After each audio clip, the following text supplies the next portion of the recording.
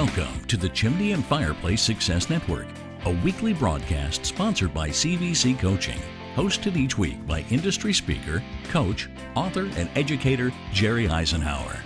Our presentations are produced to assist business owners and managers in turning their business dreams into their business realities. And now, here's your host, Jerry Eisenhower. Hey, and welcome once again to the Chimney and Fireplace Success Network. We put this on every single week, and what we try to bring you is superstars of the real world, of blue collar people that can help you. And this week, I got another great guest. Got to know this lady over the last couple of years. She actually spoke at one of my events, and we run into each other on occasion.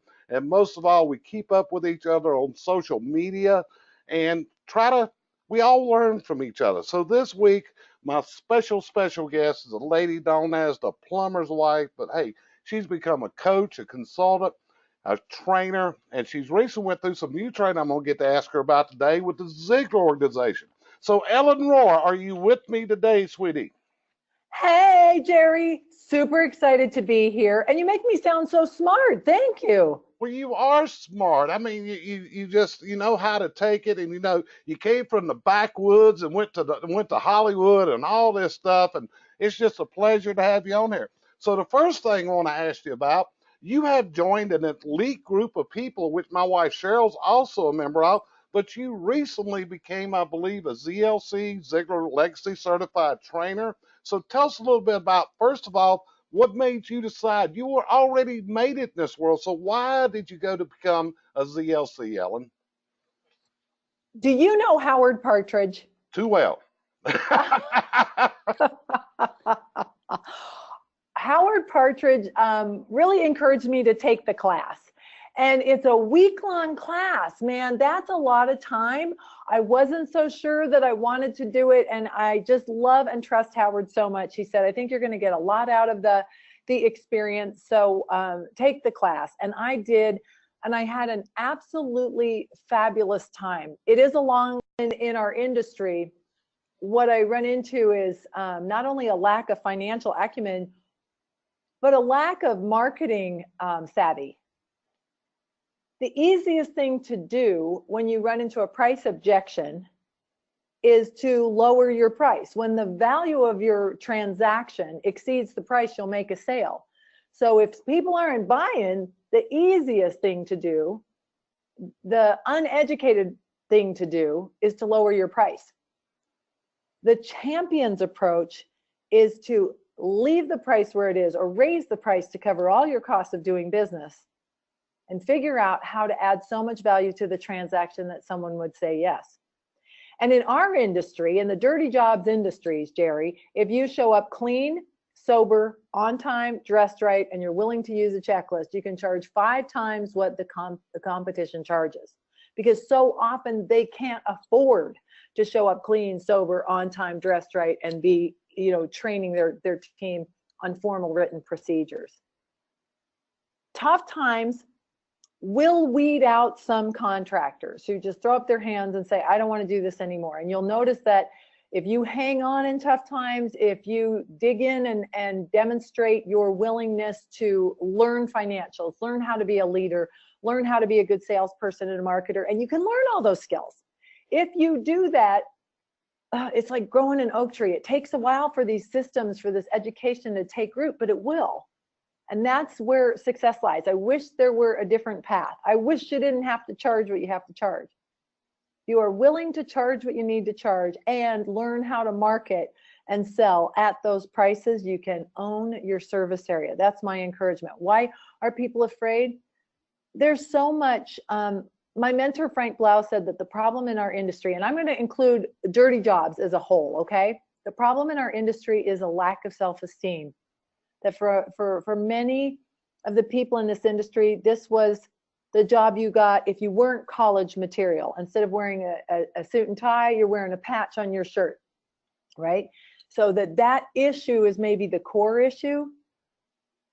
In addition to becoming a better leader and salesperson and financial manager and marketer, understanding the challenges that your team members may have in association with this industry is also on your list of things to do to help them understand the value, the essential nature, the honorability of this good work that you do. And I just went on way too long without giving you a chance to talk. Well, that's great. Now, we're not here to hear me. We're here to hear you today, Ellen. I want to hear you too. You're one of my favorites. Right. So, it's kind of like my thought in this is a lot of times I think that you called it dirty jobs. I like that. Okay. That's what it is. These people get dirty. I'm dealing with chimney sweeps. We got soot on us, whatever.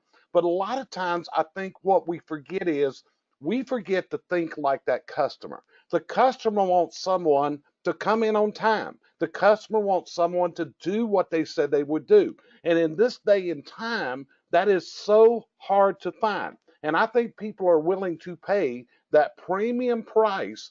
And one of my things used to be when I was in business, the customer wants to do two things. They want to pick it out and they want to pay for it. And if you can take care of everything else between those 2 points, you're going to build what I call an enthused customer that's going to tell everybody, you got to try this guy. And that builds your reviews, builds your testimonials, builds what you need. And as my coach, Jeffrey Gittimer, often says, it's all about the value. It's not necessarily about what you're doing.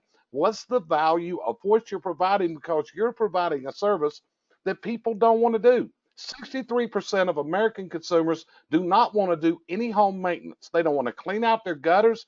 They don't want to spread their mulch. They want someone to do it, and they want it done right. So if you do that, you're going to get that price. But you got to deliver on that commitment to value. Don't promise value and then not deliver it. That doesn't work. You got to come through and deliver on the commitment. You agree? We are soul brother and sister. So much of what you said, it just sounds like, well, what do I need to say this for? Jerry's the master. A couple of things. One of the expressions I use that was similar to what you just said is, when you go online, as you learn about marketing, and so much of our marketing is going to be online and on our phones as we move to the future. When we go shopping, we're trying to decide, is this my guy? And how do I buy? Like you said, how do I pick it? And then how do I pay for it? The same thing. Is this my guy? And how do I buy? When it comes to how much you charge, two things. Have you ever done work for free and they still complained about it, for your mother or for the church or for somebody? You're doing a good deed, you're doing a mitzvah, and they still complain about it? Has that ever happened to you or one of your clients? It usually happens. And in fact, what you'll find out is the people that want it for the very low cost are going to be the chronic complainers. They are actually people, believe it or not, that are miserable in life. They're looking at everything from the bad side. They can't look at a positive of anything. They're glass half full people. That's the way, they're half empty. They're half empty people. And that's what you got to go. The other thing is I tell people, examine your marketplace. How much of your market can you actually ever serve? If you can serve over 1% of your market in a dirty job, I'm going to be shocked. When you look at it, the data shows it's not there. Look at the houses. So you only have so many hours a year, so many days a year that you can sell. So what you've got to do is gear yourself. You're not Walmart. You're not Amazon. You're not these companies. You're not Lowe's. You're not Home Depot. You are a boutique business. How's that sound, Ellen? You're spot on right with that. So if you only have so many hours, be very selective about who you say yes to. You could even have this as, if you're a super small company, you can be uber selective. You might even have this as part of your script when someone says, how much does it cost? Mrs. Fernwicke, we have a very exclusive clientele, and I'm happy to encourage you to apply to be one of our customers. We only take a limited number of customers, and we want to make sure that we're a good fit. So may I ask you a few questions? You have the right to do that. Now, if you're a super small boutique business, say you're a very small kitchen remodeling company, you can't serve 1%. You can't serve 0.01% of your market area. Perhaps be very selective. We work by referral only.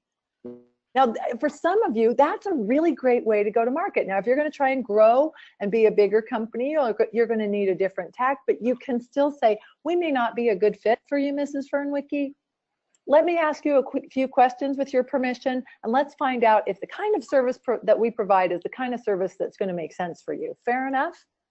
You don't have to say yes to everyone that comes to your door. And sometimes they're just frustrated. So we assume they're being mean and nasty. But let me share this. Here's another question for you, Jerry. Have you ever been uber frustrated with a service provider through no fault of theirs? For instance, your TV's down, your internet's down, your phone is down again, and you call and you get the runaround to put on hold, connected, disconnected, etc. So when you finally talk to someone on the other end, have you ever been kind of a jerk? I have. How about you? Sure, we all are. That's what happens. Yes. You go through life today, and this is one of the problems. And I tell home service contractors, your customer got up this morning and automatically you listen to the news. One of the things that would be help us out if the world would quit listening to the news every day. I mean, it's the same crap over and over and over, and it really, you can't change it. But what happens is your customer gets up. They've done told don't trust nobody in this world. You can't trust nobody out here anymore. They're not going to trust you. So by what you've got to do when that phone calls, you've got to understand that. And the way you kill jerky attitudes is to be nice to them. You kill them with kindness. And what that will do, it's going to open up a whole new avenue of doing business for you. So let me ask you another question. And just to be kind to them, you know, they're probably not jerks all the time. 99% of the time, I'm sweet as pie. But I have been pushed to the point of breaking by a frustrating situation where I need a service provider. And it reminds me that our customers are dealing from a point of stress and probably are not at their best when they call us. So a little love goes a long way. Well, one of the things they'll pay. They might cry, but as long as they buy. Well, it's like you're with a company now called Zoom. And I can only imagine there is no one that has a stopped up sewer drain that's going to be in a good mood right now. This has got to be, these people are panicking. I'm envisioning my drains are backing up. Stuff is coming out of this pipe that I'm really not looking forward to. And so I'm already in a bad mood. So I'm presuming you've got to work with your CSRs in there to soothe those feelings. Am I correct? Yes. It isn't about you. There's another great book by, I don't know, he's got 3 names and his last name is Ruiz, and it's called The 4 Agreements. Have you read that? Oh, it's excellent. And like most books, the book is probably a little bit long, but the 4 agreements are to always do your best, be impeccable with your word, and don't take it personally. I can't even remember what the 4th one is, but the don't take it personally is the one that I want to underline. It's rarely about you. You don't even know this person. That frustration is with the situation, or their mother-in-law is there and their drain is backed up. To be able to take this like a duck and just, as Zig Ziglar says, to help other people get what they want. You can have everything in life you want if you just help enough other people get what they want. Help them get what they want. Will they pay for it? They will. Can they whine a little bit? Sure. Why not? So let me ask you this, Ellen. Going forward in the future, I'm seeing where I'm going to call them third-party marketeers, the Angie's List, and now we got Amazon coming into the ball game. We've got Google Home coming into the ball game, and these companies, I foresee this is going to drastically alter, and where we've got to become even more friendly, or more responsive, more acting, and quicker on the draw. Do you foresee this, how this is going to change the dirty jobs industry, as you call it? Once we get our service technician to the door, once my service technician is in front of our customer, you can't beat us. The interesting days ahead will be, how do you get that call? There's a lot of noise out there, and there's so much happening so fast in online marketing. Nobody really knows what's going on, even the most expert among us. This world is changing so fast.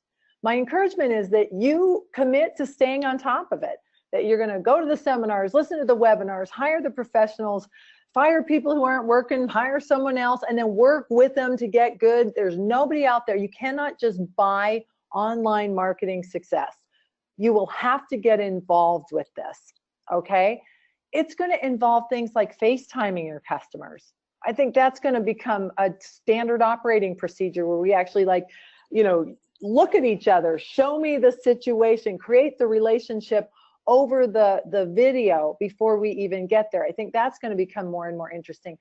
With Google Home Services, there's already guaranteed home services. What's happening is that as Google is trying to Uberify the drain cleaning or the service world, and Amazon's doing the same thing, they're going to get the blowback. They're going to get the 1-star from the service provider who does a crappy job. They will start prioritizing their level of contractor. So to be aware of what's happening with Google Home Services and guaranteed home services is a good idea.